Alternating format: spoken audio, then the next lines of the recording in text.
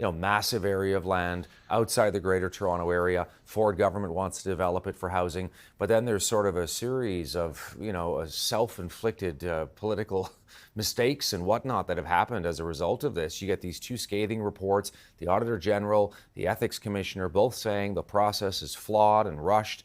And then, of course, the housing minister, Tom, abruptly resigns a couple of days after saying he wasn't going to. What's going on here? And what do you think this is going to mean, this idea that the government will now review some of these land swaps?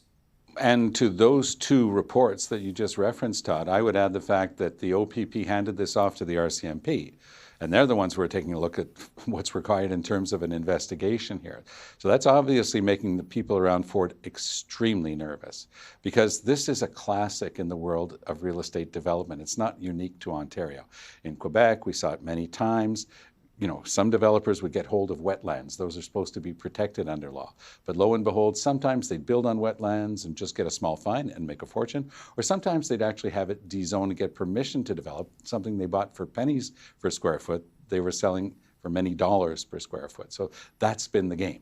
Nothing new about it. But what was new was the brazenness of this operation. And there's a reason why you keep a green belt, because those are precious wetlands that will help in terms of flooding. We know with the type of climate change we're going through, there'll be more and more extreme weather, including flooding. You have to protect your best agricultural land, otherwise you won't be able to grow enough food for your population. So Ford's attempt to put a noble face on this thing, I want to build houses for people, that doesn't work, because the Auditor General's report says specifically that there was more than enough land outside the Greenbelt to build all the houses you want to build. So Ford's now taking a step back and trying to say, well, I'm going to find out what went on here.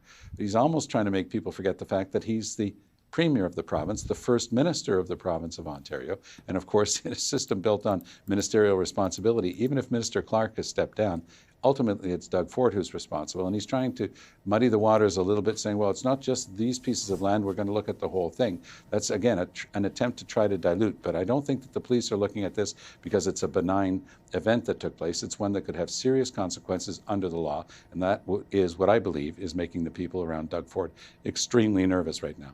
Tom Mulcair, political commentator, joining us from our studios in Montreal. Good to see you, Tom. Good to see you, Todd. All the best.